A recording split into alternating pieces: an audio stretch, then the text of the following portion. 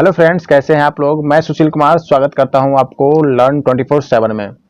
आज आप इस वीडियो में देखने वाले हैं वैदिक संस्कृति के 50 मोस्ट इंपोर्टेंट क्वेश्चन जो कि सभी एग्जाम्स में काफ़ी हेल्पफुल होगा।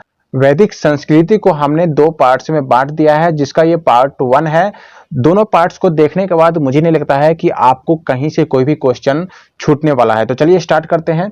लेकिन स्टार्ट करने से पहले आपसे रिक्वेस्ट है कि यदि आप हमारे चैनल पर नए हैं तो हमारे चैनल को सब्सक्राइब कर लीजिए और बेल आइकन को प्रेस कर लीजिए ताकि आने वाली वीडियो की नोटिफिकेशन बिल्कुल टाइम पे मिल पाए।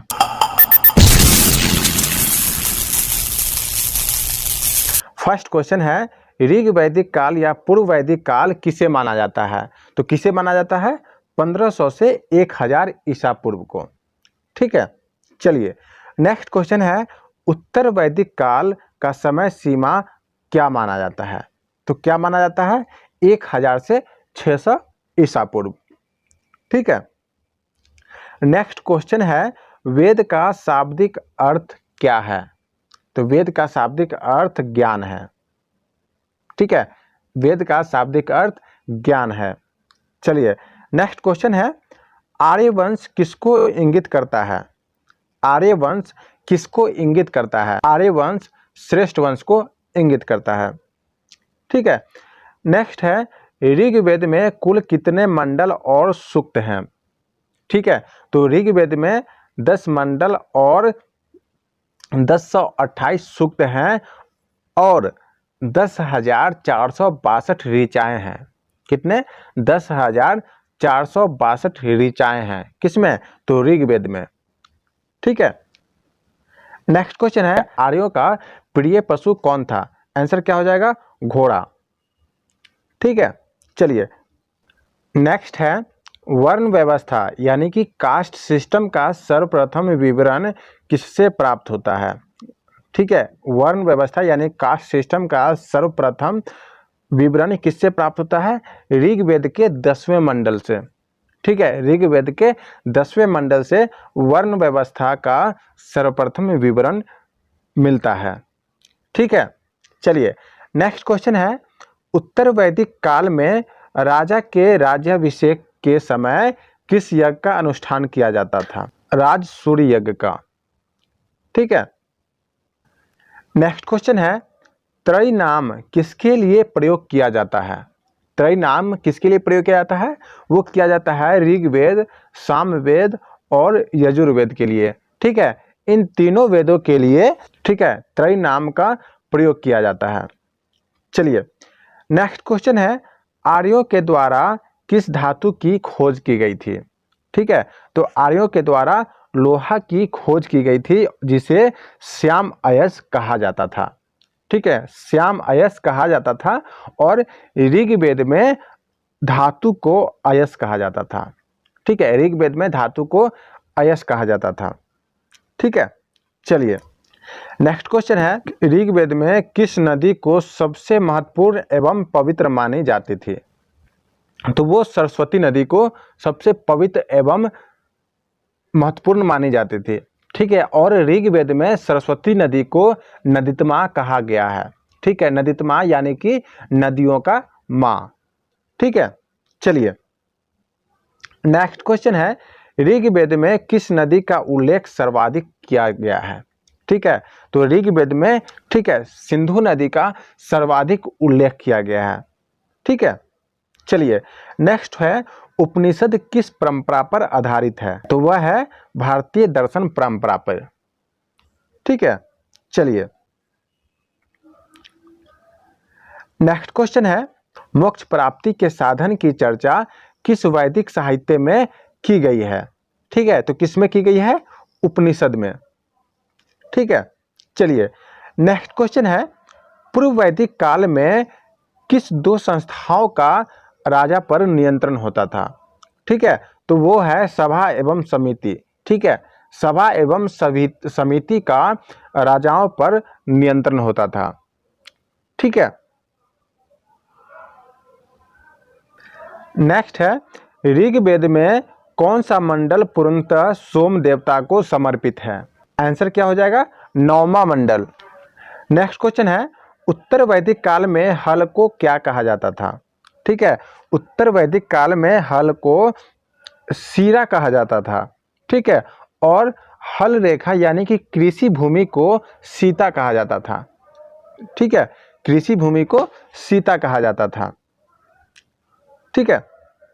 चलिए नेक्स्ट क्वेश्चन है, दर्शनों में सबसे प्राचीन दर्शन कौन है? दर्शनों में सबसे प्राचीन दर्शन सांख्य दर्शन है, ठीक है, और इसके अनुसार मूल तत्व 25 हैं, ठीक है, जिसमें प्रकृति जो है पहला तत्व है, ठीक है। सांख्य दर्शन के अनुसार 25 मूल तत्व हैं, जिसमें पहला तत्व जो है वो है प्रकृति, ठीक है। चलिए नेक्स्ट क्वेश्चन है, वेदांत या उत्तर मीमांसा दर्शन के प्रतिपादक कौन है? ठीक है, तो आंसर क्या हो जाएगा? बादरायण।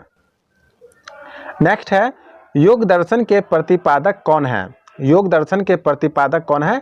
पतंजलि हैं, ठीक है, पतंजलि। नेक्स्ट है, मीमांसा या पूर्व मीमांसा दर्शन के प्रतिपादक कौन है? मीमांसा या पूर्व मीमांसा दर्शन के प्रतिपादक कौन है? वो है जैमिनी, ठीक है, जैमिनी। नेक्स्ट क्वेश्चन है, गायत्री मंत्र किस देवता को संबोधित करता है? ठीक है, तो किनको संबोधित करता है? सावित्री नामक देवता को, ठीक है। नेक्स्ट क्वेश्चन है, विश्व का सबसे बड़ा महाकाव्य कौन है? ठीक है, विश्व का सबसे बड़ा महाकाव्य कौन है? तो वो है महाभारत, ठीक है, जिसका प्राचीन नाम क्या है? जय संहिता, ठीक है, महाभारत का प्राचीन नाम जय संहिता है, ठीक है। तो यहां से भी एक क्वेश्चन आपको मिल गया, ठीक है। नेक्स्ट क्वेश्चन है, अध्यात्म ज्ञान से संबंधित नचिकेता और यम का संवाद किस उपनिषद से प्राप्त होता है? ठीक है, तो किससे प्राप्त होता है? वो है कठोपनिषद, ठीक है। चलिए नेक्स्ट है, वैदिक नदी अस्किनी की पहचान किस नदी के रूप में की जाती है? ठीक है, वैदिक नदी अस्किनी की पहचान किस नदी के रूप में की जाती है? तो आंसर है चिनाब नदी, ठीक है। नेक्स्ट है, कौन सा वेद ऋग्वेद पर आधारित संगीतमय ऋचाओं का संकलन है? ठीक है, तो वो कौन सा है? सामवेद। नेक्स्ट है, आर्यों का मुख्य पेय पदार्थ क्या था? आर्यों का मुख्य पेय पदार्थ सोमरस था, जिसका अर्थ होता है शराब, ठीक है। नेक्स्ट क्वेश्चन है, ऋग्वैदिक काल में युद्ध के लिए किस शब्द का प्रयोग किया गया है? ठीक है, तो किस शब्द का प्रयोग किया गया है? गविष्ट शब्द का, ठीक है, जिसका अर्थ होता है गायों की खोज, ठीक है, गविष्ट शब्द का अर्थ होता है गायों की खोज, ठीक है। आर्यों की भाषा क्या थी? ठीक है, आर्यों की भाषा क्या थी? संस्कृत थी, ठीक है। चलिए नेक्स्ट क्वेश्चन है, वैदिक देवताओं का पुरोहित किसे माना जाता है? वैदिक देवताओं का पुरोहित किसे माना जाता है? बृहस्पति को, ठीक है, बृहस्पति को वैदिक देवताओं का पुरोहित माना जाता है, ठीक है। चलिए नेक्स्ट क्वेश्चन है, गायत्री मंत्र की रचना किसने की थी? ठीक है, तो गायत्री मंत्र की रचना विश्वामित्र ने की थी, ठीक है। चलिए नेक्स्ट है, ऋग्वैदिक काल में ग्राम के मुखिया क्या कहलाता था? ऋग्वैदिक काल में ग्राम के मुखिया क्या कहलाता था? ग्रामणी कहलाता था, ठीक है, ग्रामणी। चलिए नेक्स्ट क्वेश्चन है, गायत्री मंत्र का उल्लेख किस ग्रंथ में मिलता है? गायत्री मंत्र का उल्लेख किस में मिलता है? तो ऋग्वेद के तीसरे मंडल में, ठीक है, ऋग्वेद के तीसरे मंडल में गायत्री मंत्र का उल्लेख मिलता है। चलिए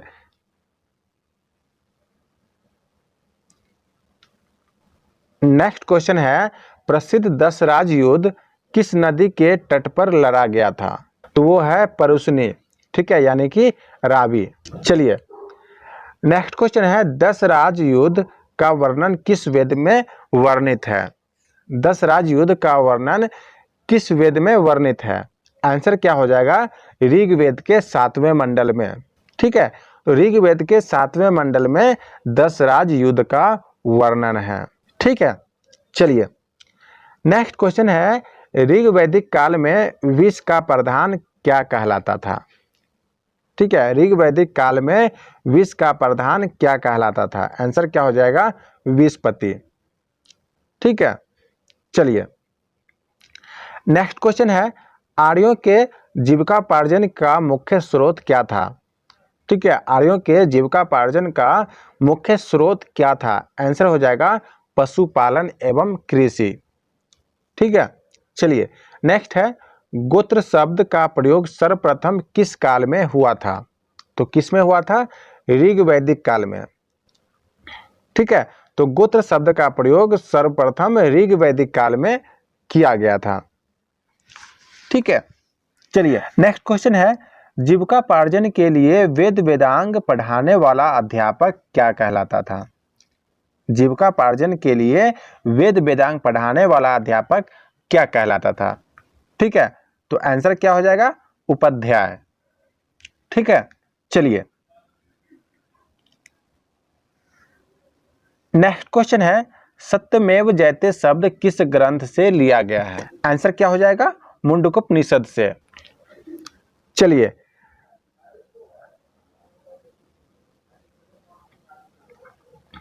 नेक्स्ट क्वेश्चन है, वेदांत दर्शन के मौलिक ग्रंथ ब्रह्म सूत्र या वेदांत सूत्र की रचना किसने की थी? तो आंसर क्या हो जाएगा? बदरायन ने। ठीक है, बदरायन ने। नेक्स्ट है, ईरान से भारत में आर्यों के आने की सूचना किस अभिलेख से प्राप्त होती है? ठीक है, तो किस अभिलेख से प्राप्त होती है? वो है बोगाजकोई अभिलेख से।